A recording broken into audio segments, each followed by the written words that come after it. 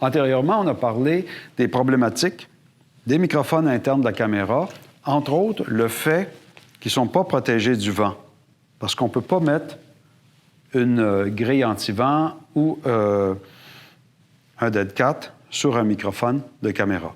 Alors, pour qu'on prenne bien conscience des effets du vent, je vais vous faire écouter les effets du vent. Avant, je pars l'enregistrement ici. Donc, on enregistre. Le son sans vent. Donc, ma voix, c'est comme ça que vous l'entendriez. Et il n'y a pas de tremblement de terre en arrière.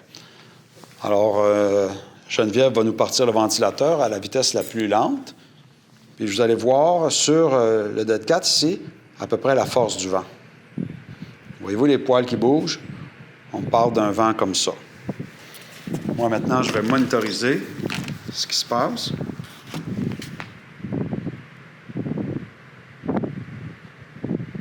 D'accord. Je tourne la caméra. C'est de l'autre côté maintenant. Donc, on entend le tremblement de terre. Et là, Geneviève va monter la vitesse du ventilateur.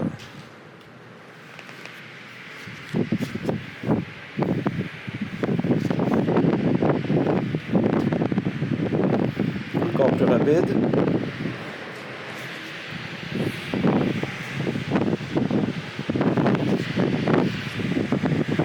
Donc, je pense que vous vous rendez compte. Je peux arrêter le ventilateur, merci. Je pense que vous vous rendez compte que c'est un tremblement de terre irrécupérable, inutilisable, et qu'il n'y a pas moyen de se prévenir de ça. Maintenant, on va essayer avec un microphone externe qui, lui, on peut protéger. On va mettre l'ensemble de la protection, mais on va commencer sans le dead cat. Bon, le microphone est à on. On va lui donner un petit peu plus de volume dessus. 1, 2, 3, 4, 5. Je vais monter le volume sur le microphone. C'est ici. 13. OK. Alors, vous m'entendez bien. Et maintenant, Geneviève va se mettre à la première puissance du vent. Alors, vous voyez comment le dead cat se fait ébouriffer. Beaucoup moins agressif que tout à l'heure.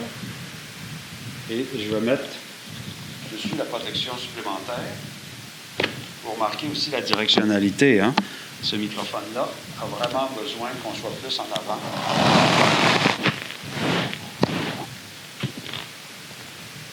On a toujours le vent, là, vous le voyez.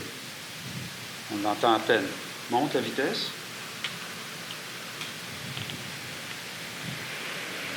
C'est encore utilisable. Il y a un petit tremblement de terre à l'arrière. Et va au plus rapide. Là, ça commence à être plus problématique. Mais c'est compréhensible. Donc, très, très grosse différence avec le microphone interne de la caméra. Merci, Geneviève, tu peux l'éteindre. OK. Alors, moi, je coupe l'enregistrement ici. Et on retourne à mon micro-cravate.